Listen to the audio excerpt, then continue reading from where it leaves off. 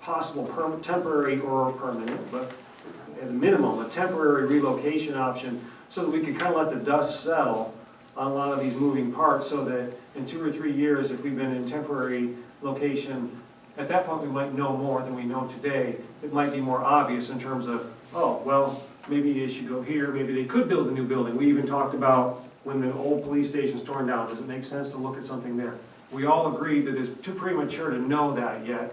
So the goal that you tasked us was, is there, if this is going to have a chance to be even looked at, you've got to find temporary space.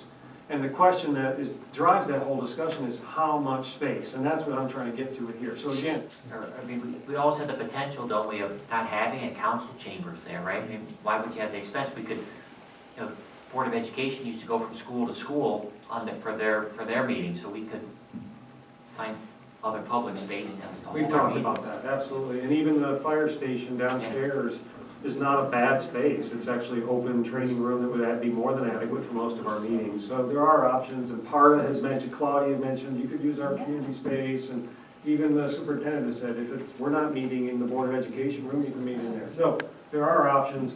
Just from a step back in a larger picture, you know, it's interesting, with the new development in Kent, a lot of friends of ours have come to Kent, Ohio, from all over, because they're curious, and they come in, and they always ask me a question. They go, well, where's your city hall?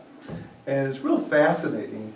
It's fascinating. I never thought of it, because I've lived here for 40 years. I never thought of it. We really don't have what people would consider a traditional, landmark, anchor city hall. And we think that we should do some planning and some super planning. And if we're in the process of getting ready to design and build a police department, and we have the levy money to do that, we're going to realize a profit from this if you look at what we paid for it in the beginning. And you said that was 1.2 million.